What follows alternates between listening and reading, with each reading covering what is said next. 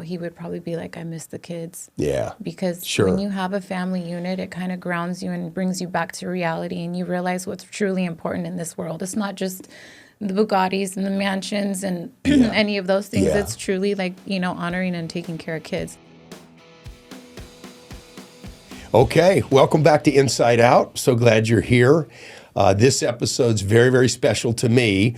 I've had conversations with this young lady for, I would say we're probably 90 days into our conversations. We've had lots of communication back and forth. And the one thing I find unique about Angie Catalano is her positivity. And so I want to welcome Angie to our show today. Welcome. Thank you. Thank you for having me. I appreciate you. Of course, yes. Now, I want to point out this positivity because Inside Out is really about getting what's inside of us out. Mm-hmm. And it's rare. Most people can't do it. Right. And they end up having life hit them, and they end up reacting to life circumstances instead of going deep, doing the hard work, and making the life, curating the life that they deserve. Right. It's so one of the things I found about you that I was really anxious to interview you about was you do radiate a positivity. And a lot of people think they're positive, but almost everything you say on social media and everything you've said to me personally is very positive. Tell me where that comes from. Thank you. So a lot of that really came from my desire to heal the pain within. I could not. Within you? Yeah, within. Right. Okay. So I couldn't suppress anymore. I couldn't do it. Okay. And every time I was alone, I would just cry. And I'm like, why? Because I was suppressing so many things and then distracting myself with work or kids or someone else. Right. But it wasn't until I found Theta Healing that I was able to really be my own healer and, use my connection with the energy of creation or God to be able to find and resolve what was troubling me inside. Okay, let's unpack that a little bit. Okay. So you've used some words there that me and the audience are learning today. Okay. What is Theta Healing? So Theta Healing is healing that's done on a subconscious level through focused thought, prayer, and intention. Okay. We are tapping into the theta brainwave, and that's where we do all the healings. So you're saying that inside of me and inside of you are the solutions. Right. It's already in there. Right. But I've got to use some techniques to get to it. Right, to access your subconscious mind. Okay. So a lot of our subconscious mind is like the memories and the habits that we have, right? Okay. So we pick up on a lot of memories and habits and, programs from our childhood. Yeah. That these keep us safe, how to be loved, how to keep connection. Right. So I had to go back and heal a lot of those things. And this is subconscious.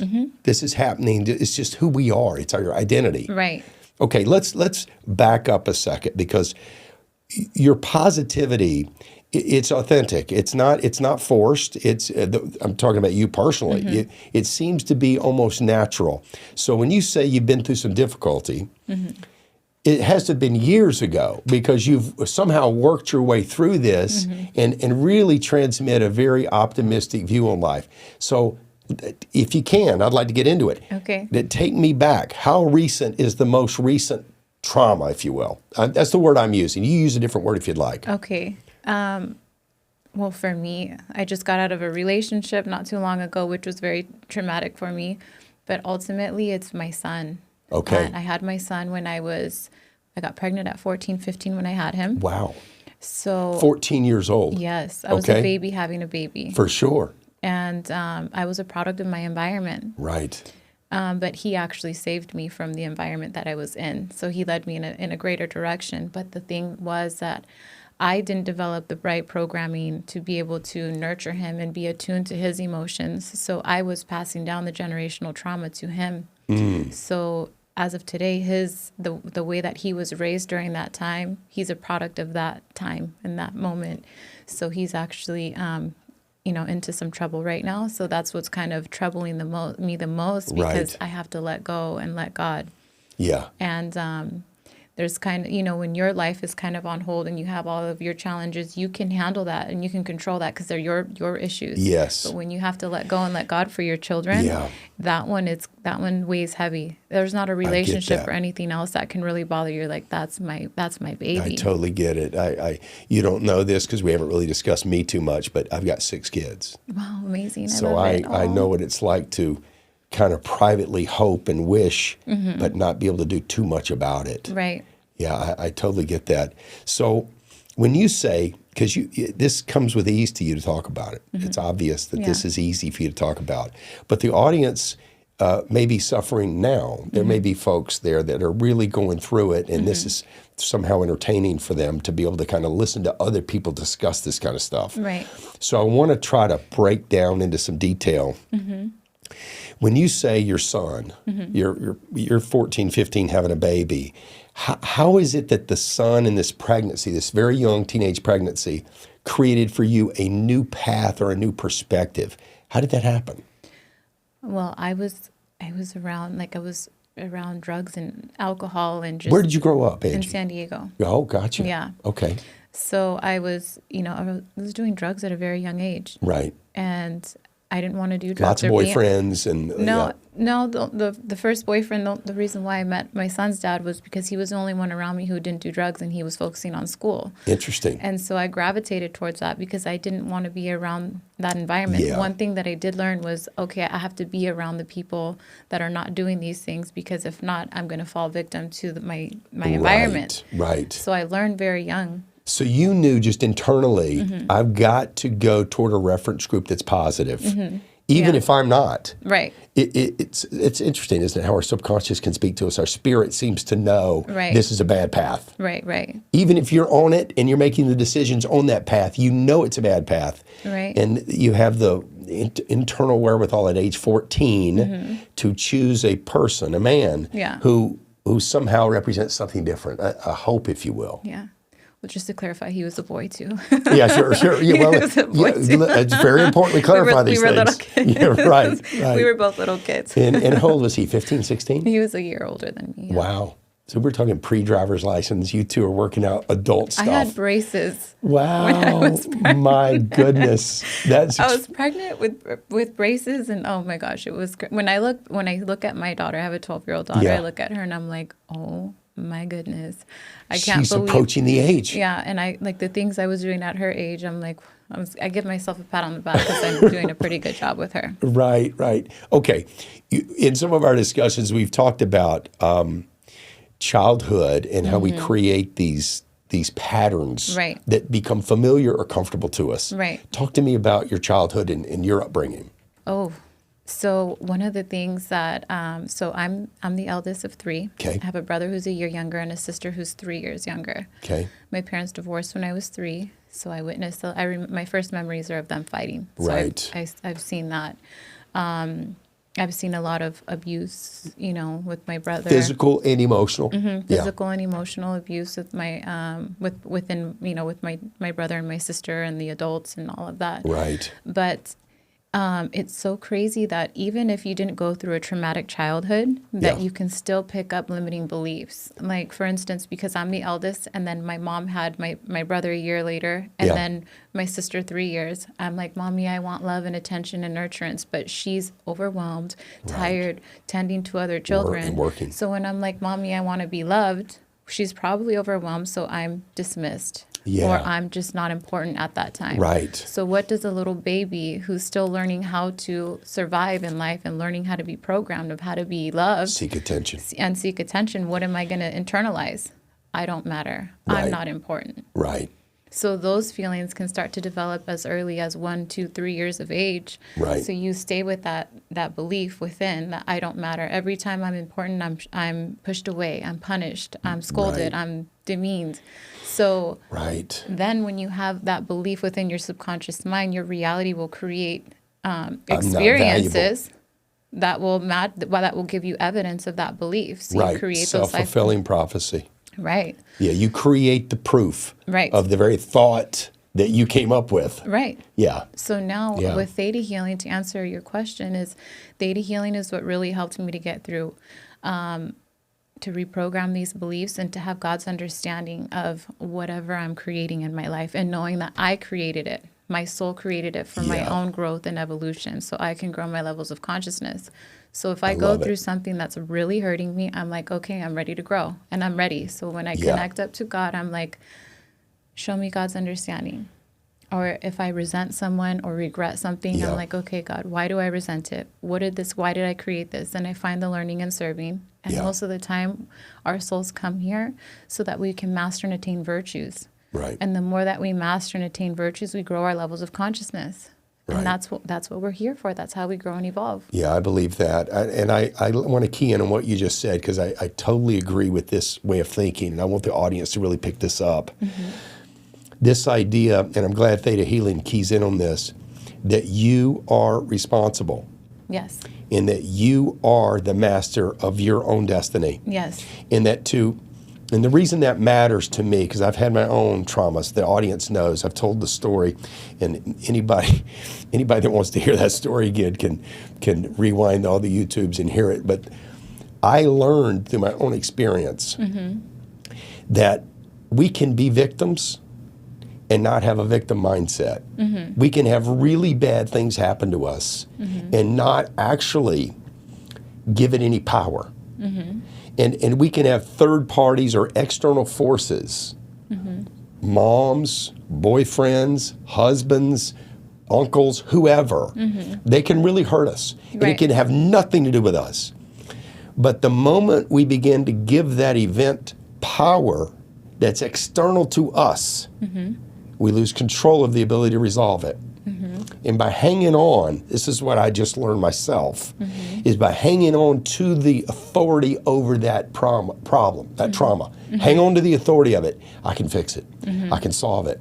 I can go deep in, do the hard work of working my way through it, and have a life that really, that is an event that happened to me, but it didn't alter me. Right, right. Yeah, and it sounds like that's what this Theta Healing is all about, Right. taking complete control and responsibility for the solutions to this stuff. Right. And also that what I like is that each time that I go through and do a healing with someone, it's like God makes no mistakes, right? Right. And everything, even if it's a less than desirable life experience, our souls are learning and growing from it. Our soul doesn't really care how bad it gets. It cares that we're learning and mastering this virtue, because our soul wants to grow its levels of consciousness, right? Right.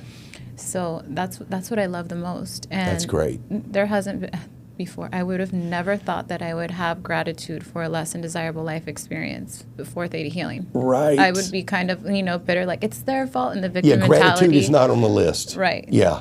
Or God's understanding of gratitude, because my Right. definition of gratitude is going to be different than yours based off of our life experiences right. and what we've been exposed Right. to. But when we're in a theta brain state and connected up to that universal intelligence, we're able to download God's understanding of gratitude. In the middle of it. And that's the hard part. Yeah. It's sometimes easier looking backwards to say, oh, I'm grateful for that experience. Right. But in the middle of it, Right. that's the hard part. Well, if that's what you want it to, if that's your belief, if you want it to be hard, Right. you can choose to say, when you're connected and when you do a theta healing meditation, right, to get your brain into a theta brain state, Yeah. or brainwave. Yeah. And that's you- through meditation when you talk about getting myself into that state. Right. And the amazing thing about theta healing is that this guided meditation that gets your brain into a theta brainwave, Yeah. it's quick. This is a brain wave. This Yeah. is a scientific movement happening in my brain. Yes. This is not just a word they came up with to market this level of therapy. No. This is something really occurring in the brain. Right. So theta healing is a mix between science and spirituality. So yeah, Okay. Biana Stibel, she actually did all the topography to make sure that this meditation got your brain into a theta Wow. brainwave. So it was amazing. So you alternate between alpha and theta, Okay. depending like if you're talking and guiding someone through. Okay. But it's amazing. What's our normal brainwave? If we were to, We alternate through 5 different brainwaves: alpha, theta, beta, gamma, and delta. okay, So if I'm struggling and I consider myself a victim and these things are happening to me and it's not my fault and this is somebody else's fault and I'm suffering and my life shouldn't be like this, what brainwave would I be operating in there? you know what? You'd want to look more into your nervous system at that point. Okay. Because when people are in that state of distress, Like a fight or flight? they're in a fight, flight, freeze, or fawn, right? Got it. And a lot of times, which I had to work myself out of after this relationship, was Yeah. learning how to get out of a functional freeze state. So I was functioning, but I was still, like, time was going by fast I didn't realize how fast time was going by because I Right. was just completely disconnected. Right. So it took some time, and that's what happens when you are exposed to a lot of narcissistic abuse. Let's talk about narcissism. That word is used so much today. I have to be careful even around my phone. I've had conversations. The lady who cuts my hair, she and I discuss her narcissistic ex-husband. And my phone, this is kind of funny. You've got to be careful with your phones. My phone, Instagram specifically, has the microphone on. Yeah. And it picks up that word narcissism. And all of a sudden, in my feed, I've got all this therapy for narcissism coming in. And I told her, I said, listen, the next time we have this discussion about your ex, we're going to need to use the word "in" instead of narcissism. That's so funny. Because Instagram is hearing it and they think I am a narcissist, or they think you are, and somehow we need this assistance. This word's used too much, and I think we're labeling folks with confidence as narcissists. I want to kind of get this out before we get into it. Men typically, if they're confident, if they're achievers, if they're alpha, that's a new word today too. We hear a lot about alpha males. And I'm thinking of some names right now of some loud talking alphas that are all over social media. Those are healthy attributes. But narcissism is literally a clinical condition where someone has moved into literally no ability to personally emote or have empathy for another, and literally manipulating the circumstances of their relationship to achieve their narcissistic ends. Right. Right. Am I missing any of this? Correct me if I'm wrong on any of this stuff, because you are an expert, and we're going to get into why, but you are an expert at surviving narcissism. Well, narcissism is simply a coping mechanism that these people have created Okay. because of their life experiences, most likely in their So if childhood. I'm a narcissist, I've created a coping mechanism, which is manifests itself in behaviors. Yes. Okay, give me those behaviors. So it could be lying, Okay. manipulation, Okay. coercion. To reach my selfish objectives. Yes. All right, because To get your needs met. and what are my needs? It doesn't matter what it is, whatever needs that you have, those are the mechanisms that you use in order to get that need met. Got it. It's usually emotional, like some emotional void, some emotional vacancy. Right. Let's say, and even the people pleaser is the same as a narcissist, but they're going Right. to give so much in order to get. Right. The other one is going to take in order to get. Okay, so narcissist is a taker. Okay. All right, so you've got some experience with this recently. Now, you've come out of a relationship that you shared with me with a boyfriend. This is a pretty known person, I guess. They're out there, right? And we're not going to use his name in our podcast. Let's refer to him as W. Okay. Okay, for his initials or whatever. Number one, let's tell the audience. W is a narcissist. Are we sure on this? He has a lot of those traits for sure. Yeah. And I believe that the reason why I'm speaking about this is because he's very influential. A lot of men look up to him, and Okay. they strive to, to become very similar. I mean, they want to. They want to emulate. Right, they want to emulate him. And one of the things the reason why I want to use my voice is to bring awareness Yeah. is that men also need that healing work, because even if you think this narcissistic person or person with these personality traits Right. is so happy, they're not. Right. They have a lot of internal things that they are hiding that they might not share with people, and they're not happy inside. Well, the thing that concerned me that you shared with me that this is concerning is this influencer has built a business basically replicating his behaviors. In other words, for you to be in business with W, you pay money to be in business with W to replicate his behaviors. In other words, if you copied him exactly, you would be a star student of his business. Am I right? Right. So that's very dangerous. Well, I think it's the systems that he has, Yeah. you would do well. But the thing is, people still have to be themselves, right? Right. And I think that the way that he communicates with people is very harsh. But Right. I think that that's just showing us how many men really need the work done. Mentoring, guidance. Yeah, they need guidance. Healthy guidance. Right. For sure. And I've seen a few in preparation for today's interview. I've seen a few clips now and I understand what you're saying. It's an extreme personality. It's an extreme way of coaching, and it's abrasive. We can say that. It's arrogance doesn't fit it. It's way beyond arrogance. I literally could watch about 5 seconds of it at a time and have to go back just to be prepared for the day. It's one of those things where I can't imagine paying for it. Number two, I can't imagine enduring a conference call with it or enduring some type of coaching, which was the shocking piece, that there's some coaching involved that and it's coming at you hard. You know what? The way that I see it is, it's so crazy, because I'm going to be like on both sides here, right? Yes. There's people who need to be spoken to like that, or they're not going to move. Or they won't hear it. They won't hear it. And why do you say that? Because I agree with you, but tell me why you think that. Because that's familiar to them. Okay, it's that simple. Why is a woman so attracted to this narcissistic man and she just can't get away and she keeps going back? That's familiar to her. Okay. Same We're going to talk there. about that woman in a second, because she's with me today. Yeah. Okay, we're going to get into that. I want to talk about the student, because we covered it a little bit. Why does a young man need to be yelled at by a guy with his shirt off screaming profanities at him in order to change and grow? Because you know that the coaching can be positive. If you just read the coaching, it would be positive. But if you receive it from the teacher, it's harsh, it's nasty, it's abrasive. Right. I don't need to be talked to like that. I can tell you that. No. Obviously you don't, Right. or you would still be in a relationship there. Right. But why, let's get into it. Why does the young man we got a lot of young men listening to our show. Why does the young man, you said it's because it's familiar. He won't move. Is it like the football coach who grabs you by the face mask, pulls you in, is rough with you and screams at you? It's somehow that's what gets you to hear it? Yeah. So I think that for people who are triggered by it or they're attracted to that, take a look within. Why are you creating that life experience? Why do you resonate with that? And that's all it is. And do you think it's childhood? Yeah. Do you think it all goes back there? I think it all goes back to childhood. The way they were talked to as a child? The way that they learned how to cope with whatever they were going through in their childhood, yes. Wow.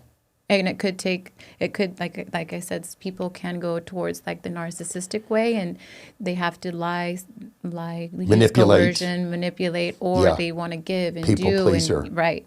And These sacrifice are both themselves. coping mechanisms. They're both coping mechanisms on the opposite spectrum, on this opposite side. There's a But polarity it could be the of same them. trauma that created it. Same trauma, yes. It's just the way you chose to cope with it. It turns into one or the other. Yes. Wow. Yes. Okay, let's talk about the young lady who chose to be in a relationship with a screaming, yelling, narcissistic life coach. Yeah. Which sounds crazy. Well, to me, I didn't see like the whole narcissism stuff, right? The traits like No, that you right wouldn't. away. Yeah, you wouldn't. Yeah. But he was so familiar to me because he reminds me of my mom.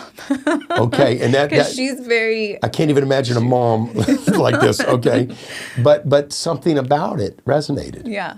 Yeah. It was like as a familiar. What was familiar? The feeling. It could be the treatment. There's no way mom talked like that. Mom talked like that. Yeah. Okay. So interesting. Now, typically when you're courting, I mean, she's getting better now, but that's who it was as a child. Yeah. When you're courting a young lady, I can only speak from my own experience, you typically don't come off with the yelling and the screaming. That's really not a good starter. No, but I feel like in all relationships that you start to get triggered. It's going to happen. That's what relationships are for. That's why when a man and a woman decide to be together, that's like the ultimate evolution. When you can truly be with one person and go through all the craziness, that will help you evolve and grow. And I think that it's so we're all seeking that. Divinely, I think that's a divine order for that to happen. If you choose that path of enlightenment. We're seeking to match. And so when you met W, where did you meet? I hired him to be my online business coach. Oh, okay. All right. So you signed up to pay the tuition or whatever to have him. Wow. Did you pay full price? No. He gave you a discount. Well, I was on like I think I think there was like a 3 installment. I paid And you the made first one installment. He did not collect the other 2 installments. Okay, all right, all right. So that's a sidebar. Yeah. So when you first, let's go there. You pay the first installment. He's the coach. Yeah. There's no way he began coaching you with the screaming and the yelling. No. Okay. I don't think that I don't think it starts that way with Even the young men? I don't think it starts that way with the young men. I think that if you don't know how to take direction and you ask questions that are, you know how sometimes people... You can annoy people with asking the same, hey, we covered this ground. Right. Yeah. I covered this on the last call. Yeah. And then it turns into, I'm taking my shirt off and I'm yelling at you now. Yeah. Okay. But you know, the other thing is that a lot of times what I've realized, because I was like, you know what? Why do people who have that narcissistic personality trait set unrealistic expectations on people? Right, others. And you know why they do that to themselves too? They do. Yeah. You watched it. Yeah. They set unrealistic expectations on themselves, so they do that to others as well. So, do you think it justifies I can be unrealistic in my expectations of you because I am with myself? I don't think they realize that they do it to themselves either. Okay, interesting. Mm-hmm. It's all subconscious. They don't realize. I don't think a narcissistic person is going to really think they're a narcissist. They're going to be like, everyone's so fucking stupid. They're misjudging me. Yeah. Yeah, they have no idea what I paid, the price I paid. They don't know how hard I work. They don't know what I've done. Nobody understands me, but they don't realize that they're creating that life experience. They wouldn't do what I'm willing to do. Mm-hmm. Nobody will do what I'm willing to do. Nobody does what I do, yeah. Yeah, right. But they don't see that. It's all subconscious. So it really takes, I think in divine timing and divine order, it'll be revealed to them what they need to them as well. What they need to work on. Yeah. Okay, so let's talk about how you get from there to where you are. So you've got a coach now. He's not yelling in the first session. You obviously didn't have to pay the second or third installments. So things are going well. Yeah. It's going real well. Yeah. You like this guy. Mm-hmm. It's as good as it can be. Yeah. And he's very successful. I mean, obviously, if success is a hallmark of a man's characteristics, this guy's very successful. Right. He actually had a lot of the qualities and a lot of the values that I had on my little list. Checklist. You got your checklist. Yeah, because I have one. All women have a checklist, yeah. Sure. So what's on that list? It's longer now, but... What's on that list? What's on that list at this time? Well, at that time, I loved that he was very militant, like waking up early, going to the gym. Yeah, disciplined. Yes. Okay. I like honesty, and I didn't care about hard truths. I didn't care how the truth was told. Okay. So you respected it. Yeah, I respect it. As long as you tell me the truth, I'm good. I don't care how bad it. You give it to me as it is. Yeah. Don't soft pedal it. Right. Okay. Good. So I like that. I was like, what? Well, so far you're 2 for 2 with W. Yeah. I mean, that's good. He does that. And the other thing was that he really liked having family, like family values. And you've got the babies. I already come with a family. Yeah, you are the family. Yeah. Yeah. So he really, I love that he was all about it. He was into that. Yeah, he was into it. Yeah. So I really respected that. I really liked that. Why? Again, we're only guessing at some of this stuff, but what about the family seemed important from your perspective to him? Like, why did that matter? I think it brings you back to, like, even if I was to speak to him now, he would probably be like, I miss the kids. Yeah. Because when you have a family unit, it kind of grounds you and brings you back to reality, and you realize what's truly important in this world. It's not just the Bugattis and the mansions and any of those things. It's truly honoring and taking care of kids. And I think that there's a beautiful side to him that I think that's what made me fall in love with him, was that side of that nurturing side that he wanted to protect and provide for children. That's why I was like, I love that. That's the beautiful quality in a man to me, is to protect and provide and all of that. And I think biologically men are wired to protect unless something's off. Unlike some of them. Well, yeah. And I think that biologically men arrive, the men I know, arrive with a protective mechanism there. Now it can be damaged through their own traumas and stuff. Right. But I think men generally, especially the achievers. Yes. Protection's a part of the package. Right. And one of the clips I saw, by the way, of W was a tender moment actually with the baby on his chest. And that looked not just like his child, but it looked like a tender moment. Yeah. And I thought it seemed a real departure from the other aggressive stuff. So I can kind of see why that would probably be the most important moment for him. But you think he could see it that way? You think he saw it that way? I think that he did. I think that I truly, genuinely think that he knows that he has certain things that he needs to work on, but it's just so much when you have so much on your plate. Yeah. And He's got a lot on his plate. And let's face it, when people think that healing, those things that trouble us the most, it's going to be long. I don't want to go there. I don't want to open the can of worms or whatever. Yeah. Pull that string. They're creating that experience, and then they're like, I have work, I have this, I have that. They're creating this big story of resistance when it can be very simple and easy. Right. But and we all do that. I certainly do it. Right. Yeah. But you have to reach a certain level of, you have to be ready for it. Yeah. There was a time when I wasn't ready to heal. When I first found theta healing, I went to this man and I did the healing work with him. And he's like, you obligated your daughter's father to do this. And I was like, excuse me? I didn't obligate him to do whatever it was. I don't forget what it was, but I walked out of there thinking, this isn't. Who does this guy think he is? This doesn't feel like healing. Right. It feels like lecture. But because I haven't, my levels of awareness weren't there yet. I didn't understand that I create my reality. I created that less than desirable life experience. Yes. So when I went back and I understood that I'm the creator of my reality, of everything, the good and the bad, I was like, oh, I get it now. Yeah. So now when I go through a less than desirable life experience, or someone creates a reason to create resentment, I'm like, I created that. Why did I create that? Right. That's a great way to look at it. And anytime something triggers me, I'm like, oh, okay, time to go back and time to do more work. I did this, and why did I do it, and what subconsciously created this outcome? Boy, that's a good exercise for all of us. Yeah, and the beautiful thing is with, I love to do inner child healing utilizing the theta healing techniques. Yeah. It's literally like going back in time. You know, haven't you ever had that moment when you're like, gosh, I wish I knew what I know now back then? Sure. Well, that's what inner child healing is. But this time you're going back with the wisdom that you have now and with the wisdom of the energy of creation. Got it. And you can go back and heal that inner child. You're going back for a positive purpose. You're not going back to lay blame at the feet of anybody. You're not going back to cause what I need is an apology from the Catholic priest. What you're going back for is for you. Yes. To heal you. Yes. And to work your way back into empowerment through that moment where you were not powerful. Right. And then release those people of the obligation of teaching you that lesson that you created. Right. Right? Yeah. You don't need them. You subconsciously created. Yeah, that's right. God bless you and thank you for being of service to me so I can grow my levels of consciousness. Then it's over. I release you. I forgive you. And you literally and you don't need to send them a letter. No. You've released them. It's all energetically. Yeah. Because everything's spiritual before it's physical. Yeah, I totally believe that. Yeah.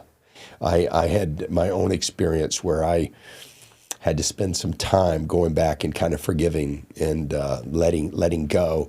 And what I realized literally in that process is it took some time. There was 2 or 3 events that I needed to deal with. And I remember specifically letting them go, but in reality is letting me go. Right. Yeah. And the other thing that I love is most people don't forgive themselves. Right. Right. Hard on themselves. Right. Yeah. Yeah. You hear people say bad self-talk, terrible self-talk. Yeah, one of the practices in theta healing is like, I know what it feels like to forgive myself, or when I didn't know how to have God's understanding of compassion. Right. And I know how to forgive myself when they didn't have God's understanding of compassion for me. Right. Right. So you forgive all parties. So it's like you're resolving. Yeah, you don't need it. You're resolving all the karmic energy there. Yeah. Now when you move forward, you're going to have the more compassion you have for yourself, the more compassion you have for others. And you just move around in a completely different frequency. Right, right. Do you see yourself, because you've got some experience, you've watched up close what high-level coaching looks like. We can call it coaching, I guess. Do you have a desire to coach yourself? Yes, I do. Coach others? Yes, I do. I love where I do coaching now. You do? I just kind of word of mouth right now because I'm in the process of building up the whole the business. The business. Gotcha. But also what has been coming into my orbit, into my energy field, is a lot of people who are having relationship issues. Right. And for me, one of my main values is to make sure that I keep the family unit together, because I know how powerful a husband and a wife and a child can be. Right. And I know how powerful that is. So if a woman and a man are having issues, if the guy is, emotionally talking to someone else or whatever it may be, it's because a lot of times we don't know what our wants, needs, and desires truly are. Right. And we don't know how to express that in a way that the other person can be receptive and hear it. For sure. And then we don't know how to hear the other person's wants, needs, and desires without taking it personal. Right. And then we start arguing, yelling. Our nervous system gets, dysregulated. Fight or flight. We can't hear you, even if we're speaking English. We can't hear you. There's Yeah. So, I'm so busy defending myself. I do not hear what you're saying. So it's all about communication, right? Yeah. So for me, I know that when you go back and you heal your inner child, you heal all of the parts of you that would prevent you from having that type of connection with yourself, to identify your wants, needs, and desires, and then communicate them in a way that's receptive, and then to hear the other person too. Yeah. It's a way of truly developing emotional intelligence, and that's what we need. That's what's that's needed. valuable. I find that what you said about couples is so true. In most couples, when I went through a divorce, and it wasn't messy, it was very good. And she's an incredibly good woman to this day, and a high integrity lady. I have great respect for her. But I remember going through it, and we were at a point where we didn't know each other anymore. Right. We were not going to be able to heal. And we made several attempts at it. We were married 23 years. Wow. We had the 6 children together. And so we had a lot of reasons to work it out. But we went through that where any attempt to have that discussion was my attempt to express my feelings were offensive to her because it means you're to blame for the way I feel. And then any attempt on her part to explain to me the way she felt was offensive to me because I feel blamed for how she feels. So we weren't getting anywhere. Yeah. And it ended up ending. But I found, this is the point I wanted to make, that once I was divorced and free, there was a lifting of the heaviness of all of that. Because there's some heaviness in a relationship. I can't say, there was no toxicity. I can't, there was no trauma in it. Right. It just, we didn't know each other anymore. Right, We had just grown apart. That's right. But I can tell you, because I began to examine other friendships and relationships and marriages and wondering who is suffering privately and going to just run this masquerade to the grave. Like, of all my friends, are they all that happy? Or are they running a show here? And this is not something they want to discuss. Right. It's an observation on my part. Right. But I had many of the men come to me and say, look, I admire your freedom, actually. Yeah. I'm envious of the freedom that you seem to now have and the lightness with which you operate. And I remember thinking, I don't really have an answer for you in that. I don't really even have an advice for you, but it's back to the point you just made. That there aren't tools, and until you get to this state of healing and begin to self-resolve, where you can fix what's wrong with you, what's wrong with me. Until I can fix what's wrong with me, I'm not going to be a good partner. Right. I'm not in a position to take on another emotional person, soul, into my world and somehow expect them to solve. They can't solve it either. Right. I have to do the hard work. Right. Unless if that person is really who's also growing and evolving and who's actually doing the work. For me, I know how powerful the inner child healing is. Yeah. It not only that, when you reparent your own inner child, you have healthier, relationships with your significant other, but not only that, who's the most important in this next generation? Our children. Yes. We are able to model emotional intelligence to the kids who are watching and observing absolutely everything. Right. So imagine a child being able to have their own autonomy and feel good about voicing their wants, needs, and desires, no matter what it may be, to the adult. Because a lot of people grow up with very authoritative parents, do as I say, not and as I do. They don't know the kids. They don't know the kids. Right. And that's where attachment styles are developed. In childhood, right? Do we have a secure attachment with our parents or within ourselves because of the relationship that we've modeled with our parents? Right. So it goes tied into so many things. That's a great why I'm so point. passionate about the inner child. Once you heal the inner child, it can literally heal your money mindset. What were your parents' beliefs around money? Right. We don't have enough money for that. Right. We don't have that kind of money. Yeah. Or we can't afford that. Or your mom's beliefs around men. Oh, all men cheat. You see your father, bad guys, or the women, how the men, view women, how the little boy's going to look at it, how his dad treated the woman. Right. There's so many things that we can go back and set a solid foundation to then grow a healthy relationship with once you've healed the inner child. So if you want to get a good stable foundation in a relationship, make sure you do inner child healing. Right. And get to a point where you're like, okay, I've done enough where I understand how to voice my wants, needs, and desires. I know how to get through this challenging moment by going inside, and I learned these tools. I can handle whatever challenge comes up. See, I think it's so well said, Angie, because I think in your own Instagram account and all your messaging, you do a lot of great stories and videos there, which I encourage the audience to go to her Instagram account, because there's everything. This is where the positivity that I spoke about came from, my observation of you. It seems like a lot of this type of advice is there. And it's clear this isn't something you've read and hope it pans out. You live this. Yeah. You literally live it. And it seems to me that from your childhood through the early teenage pregnancy to having the babies to these traumatic relationships that you were drawn to, it's almost an evolution for you. Yeah, it was for sure. Yeah, because even the attracting men, has W been the only man that was, let's just say narcissist? Nobody's a clinician here, but let's just use that phrase. Who has those traits? No. No, he's the only narcissist that you've been. No, there's been more. There's more. So that was a pattern. Well, they have a lot of those traits. Why? Because I was a people pleaser.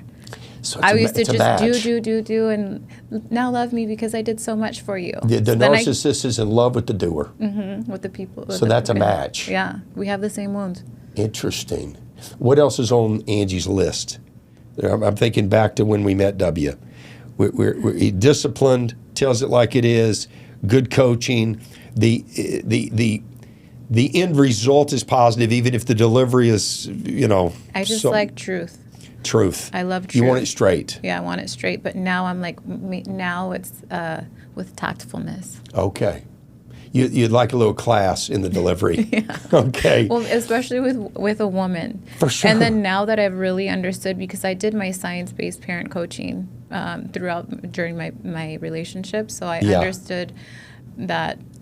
You mean you were being educated about this stuff during this relationship? Yeah. Oh, interesting. Yeah, so I got to do a lot of healing, like hands-on healing for myself. Wow. During the relationship, so which was amazing. The education, actual education, formal, is occurring in this relationship. Yes. Oh, wow. It was like God wanted me to be on this fast track. Okay, here you go. Wow. You have homework. You do. And it's almost like a laboratory experience. Yeah. Where you think, okay, this is the way it needs to happen. This is the way it should happen. This is the way things are supposed to go.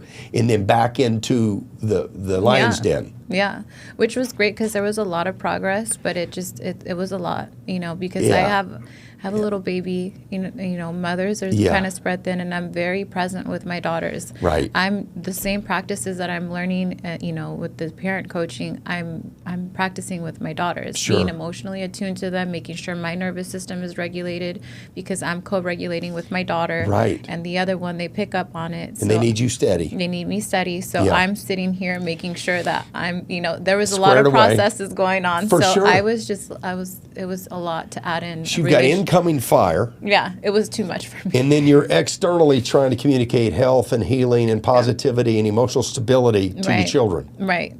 When did you realize I actually can't do both of these things? I cannot endure this and deliver this. I tried until I just couldn't. There wasn't like a moment where I was like, okay, I have to get up and go. It was just. How much time? I don't remember. 6 months? Yeah. Because at some point like you've 3 got months, probably 3 months where I was like, maybe an incident would happen and then it would get better, and then because I'm always hopeful. I think that there's always room for reconnection. Sure. If the other person also equally is as yoked into the healing and into like, no, I want to make the changes. I want to make this work. Yeah. I'll do whatever it takes together. I'm not trying to get through this moment with you. I'm trying to heal as well. Well, if we get to the root of why we are creating this life experience, we can move forward. Yeah. Because I'm just as much as I'm going through this life experience and creating it, that person's creating it too. Do you want to repeat that cycle, or do we want to learn from it so we can move past it? So it's over for you mentally. This is a good lesson for everybody listening. It's over for you when you realize the partner is not equally yoked. Right. In the healing or in the journey? Well, I think the healing is part of the journey. So, you know what? For me as a mom, I will say I put my kids first no matter what. There's a bit of protection there. Yeah. Mother Bear is going to not allow, let's use the word toxicity. Maybe a strong word. I wasn't there, but let's just use that word for a second.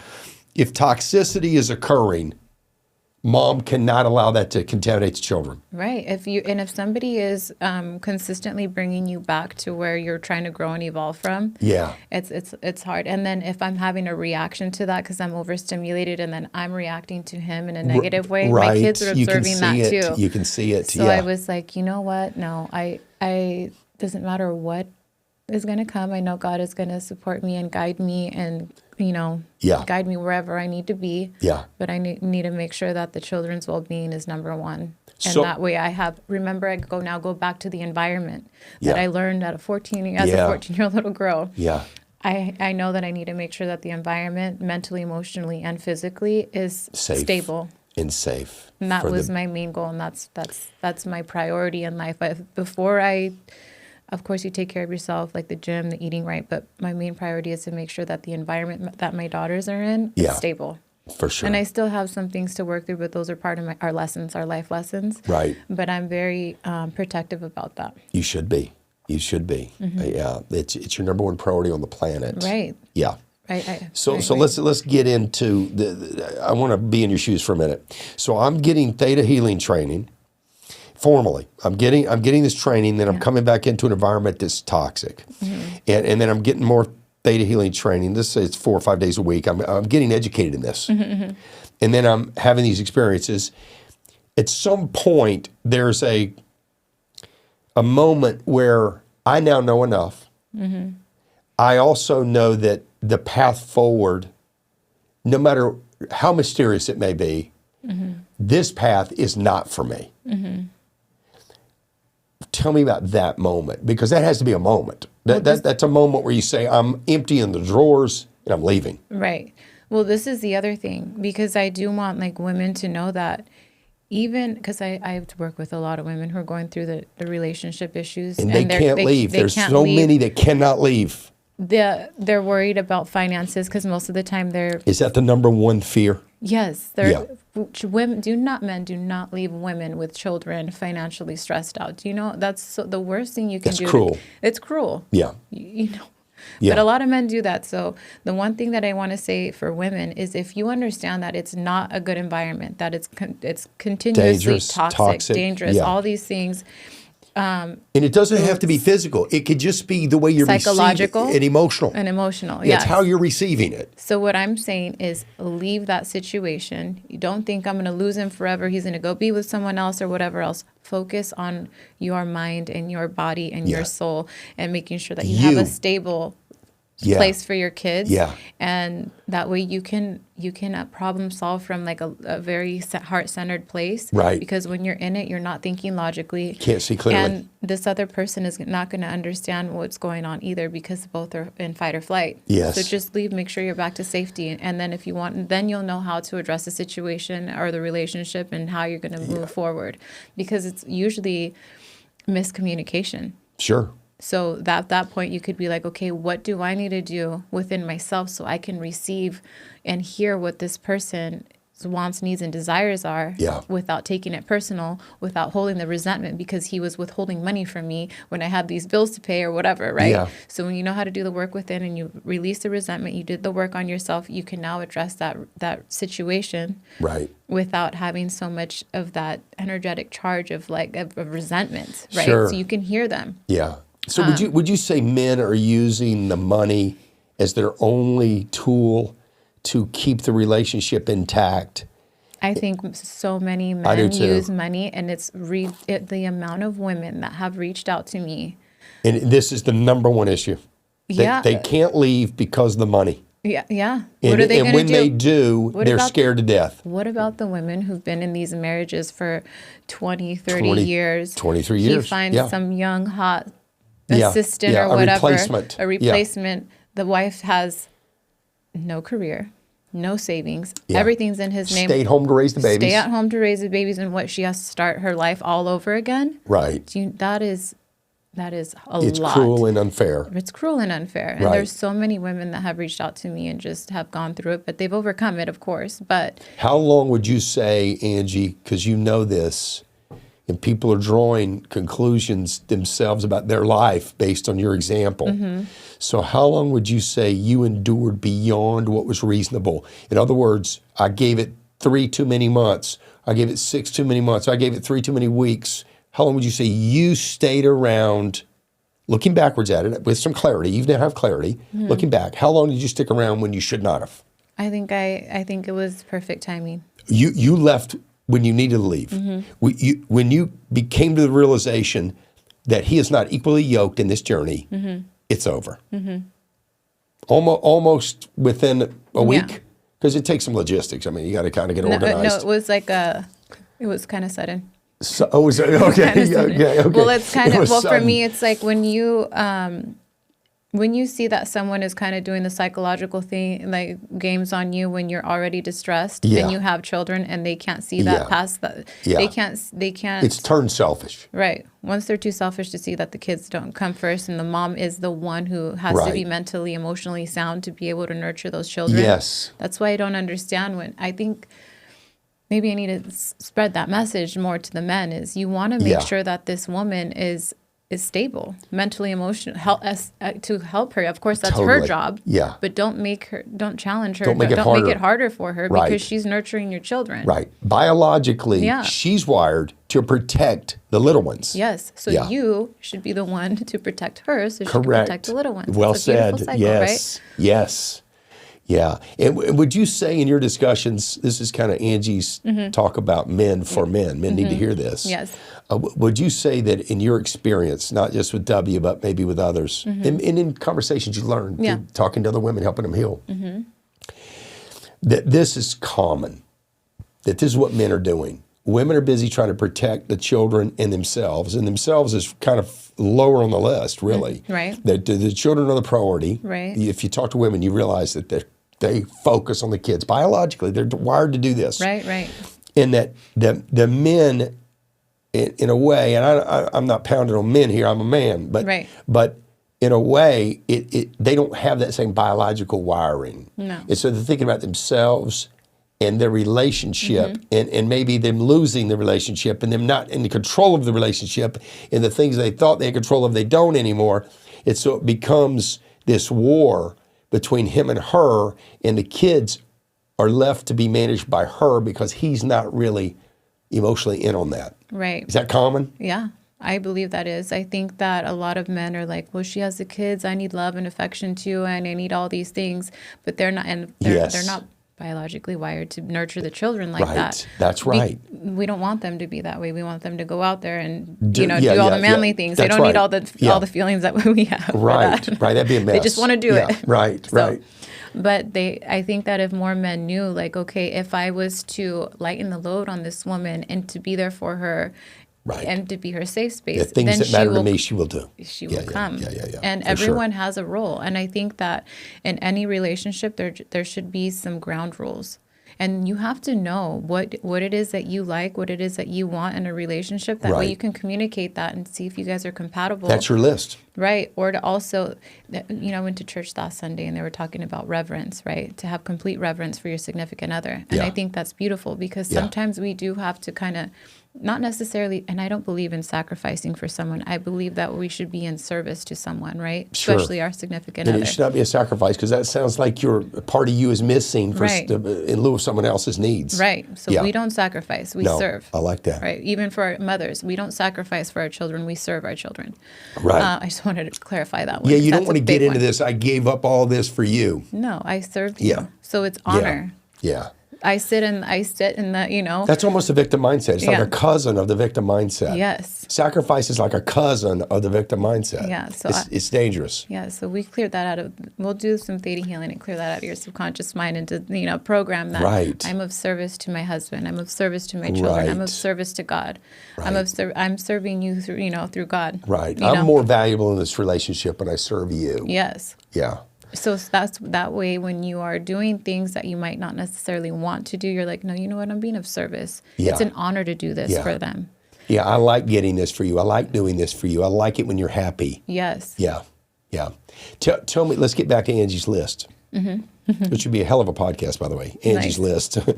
I think there's a service, Angie's list. Right, right. So we know we got discipline on the list. We know he's got to have a job. Oh, for sure. Okay. Of course.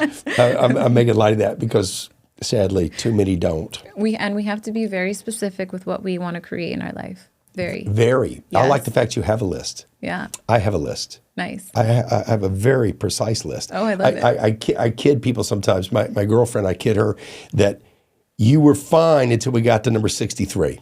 It was number 63 where I had to pause. So I don't have 63 items on my list, but I kid her about that because I had a list. Yeah.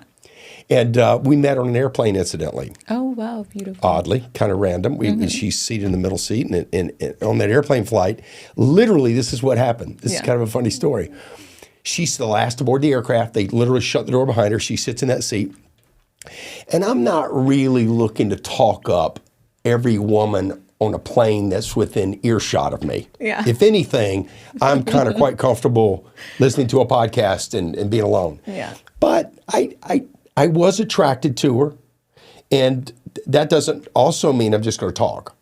But when the beverage cart came around, I just said, would you like something from the beverage cart?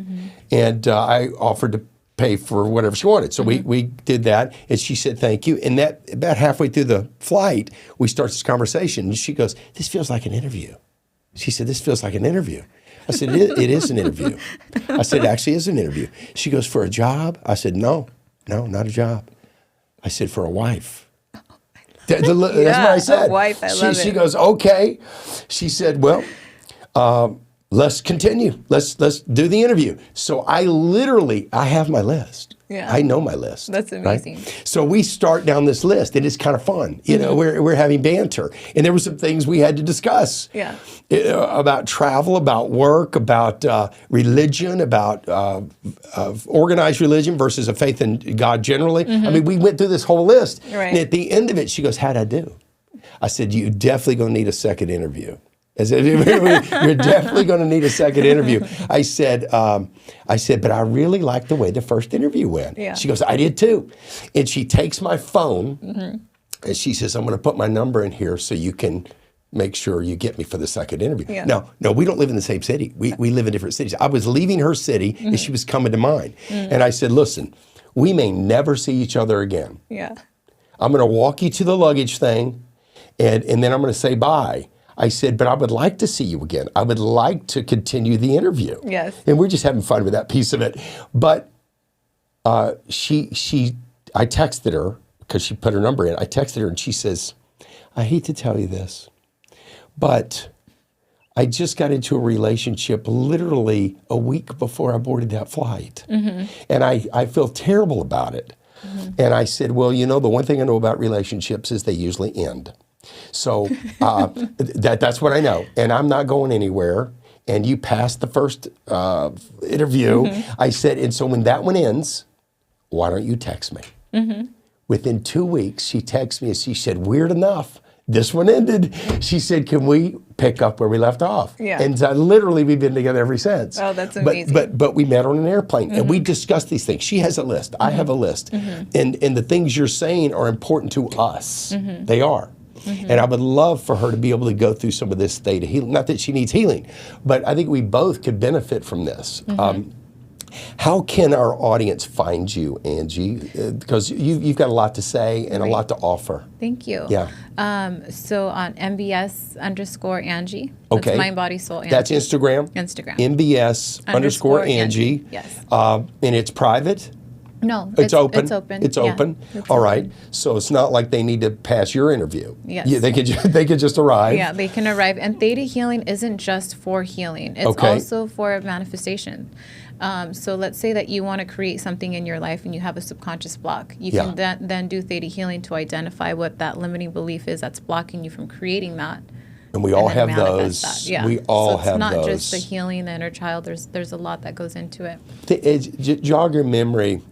What are some limiting beliefs that you think are common amongst men and women? These seem to be common amongst the people you're talking to Right. to do the theta healing. A lot of them are, I'm a mistake. I don't belong. Their value, Yeah. their personal value Right. is in question. Yes. Wow. And then most of the time, their self-worth has a direct relation to their money, how much money they're making or interesting. how much money they're keeping. Even if somebody's making a lot of money, they go through the feast and famine because of those beliefs. Okay. So They're spending it all. spending it all, or oh, my business is up and then down, Yeah. and it's all because of this subconscious belief. And a lot of it happens just from like, my parents never wanted me, I was a mistake. Wow. So at the top of would you say it's the top of the list is self-worth? Yeah. Wow. That's shocking to me. I was going to think it was victim mindset, abundance versus scarcity mentality. Well, I feel like we create the victim mentality and the scarcity mentality when we don't have that self-worth. Right. And if we don't know what it looks like or seen. For me, I was like, I'm still learning how to love. Yeah. That's why I like to pray and connect to God and meditate, and ask for God's understanding of how am I supposed to show up and love this person. Right. Because I'm still learning how to love. I've never seen like the ultimate, example of what that is. So I get to create that. So I want to connect up to God and be able to ask and show me how I can show up for this person and serve them the way that you intend me to love them. It's funny. I can tell how evolved you are because you're thinking about how you can be a better participant in a relationship as opposed to all your needs that aren't being met. Yeah. Like your list is probably full of beautiful things that would make you an excellent partner in a relationship versus he needs to have this, he needs to have that, he needs to have this, he needs to have that. I'm going to tell you something really funny about me. I will never do anything out of obligation. I just won't do it. If somebody's like, you have to do this, I'm like, nope. I won't be doing that. I do it from the heart or not at all. Right. So if Good. I'm going to have this huge list of all these things that I would like this beautiful man to do for me to protect and provide, I want him to do it from the heart. Why? Right. Because of all the value that I bring into his heart, whether it's mentally, emotionally, spiritually. You want it to feel like a natural part of him as opposed to, in order to be with you, I had to kind of change who I was, and now I'm this weird creature. I have to, help her out financially. No, you get to. Right. Or I get to love her. I get to be in your life. Or the most beautiful thing is like the same way that I'm like, God, show me how I can be of service to him and love him. Right. I want that man to do the same for me. God, how do you intend for me to love her in the highest and best ways? So that's on the list. That's on the list. And it should be. Yeah. Angie, here's what we need to do. I think there's a lot of ground to cover. I've learned a bunch today. I would like, if I could, to invite you back if you're willing to do it. I think maybe once a month we could call it Angie's List, or we could call it Angie's View on Men, or whatever, but we need to get some of this messaging out. Yes. I know I was raised by, you met my mother before the show today. So kind. I was raised in a very lucky way. I was raised by a woman who convinced me I could do anything. I could be anything. We love you, Mama. Yeah. And I believed her. Yeah. That's the magic of it, right? Yes. And I can honestly tell you, I don't know if she believed it or if she just thought I ought to say this to him, but she convinced me that I could. And my life's been an unbelievable blessing because of that self-esteem and self-worth. That's why I was struggling to understand why that's top of the list for so many people. And if you and I, through our conversations, could help people build self-worth and build their self-esteem and understand how to escape toxic relationships and how to get out of there. When is the time to go? Right. And when is the time to stay, dig in, and help? All of these are hard choices people are trying to make. And the other thing is, too, I wasn't that mother when I was 14, 15 years old to Yeah, my how son, could you be? telling him I was not that mother. Right. But today, that's the mother that I strive to be. Yeah. So even if you're a mother who didn't do the right thing back then when you didn't know any better, Yeah. you can correct. You do it now. You can course You do correct. it now when you Yeah. know better. Right, right. And I will tell any mother that's tuned in, any mother, the best thing you could do, aside from not abusing them, aside from not causing harm, is to breathe confidence into them. Breathe into them the belief. And I'm not talking about because they're a great athlete, you tell them how great they are at football. I'm talking about in the quiet moments of your child's life, you must tell them how great they are and that they can accomplish anything. They can be anything. And again, I can tell you, we're going to one day interview Mom in here. Maybe you and I should interview her together. But at some point, you're going to find from my mother that she breathed into this kid the belief that anything could be accomplished. And I actually do not recall a time in my life, and I've been through tough stuff, but I don't recall a time where I didn't think I could navigate it, where I didn't think I could get through it. Right. And anyway, that's a gift. Good job, Mama. Yeah, for sure. We love that. Yeah. She spoke life into you. She did. I love that. And hope and belief. Yeah.